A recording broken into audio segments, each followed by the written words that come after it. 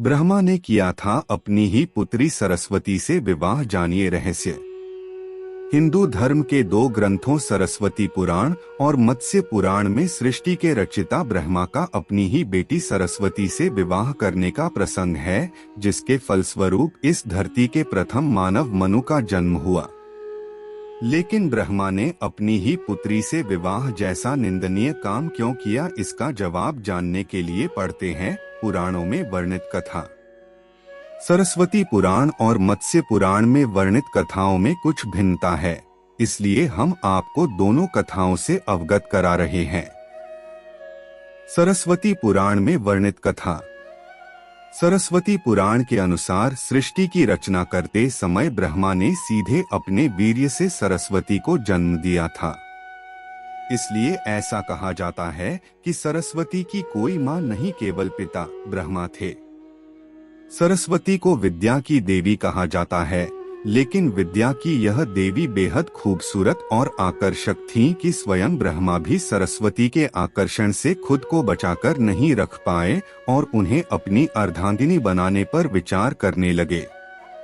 सरस्वती ने अपने पिता की इस मनोभावना को भांपकर उनसे बचने के लिए चारों दिशाओं में छिपने का प्रयत्न किया, लेकिन उनका हर प्रयत्न बेकार साबित हुआ। इसलिए विवश होकर उन्हें अपने पिता के साथ विवाह करना पड़ा। ब्रह्मा और सरस्वती करीब 100 वर्षों तक एक जंगल में पति पत्नी की तरह रहे।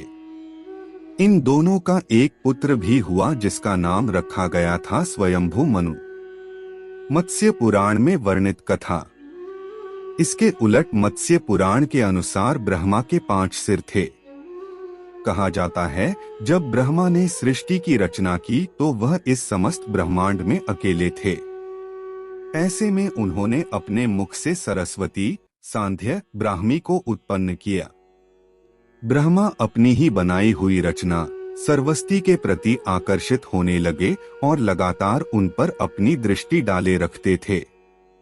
ब्रह्मा की दृष्टि से बचने के लिए सरस्वती चारों दिशाओं में छिपती रहीं, लेकिन वह उनसे नहीं बच पाईं।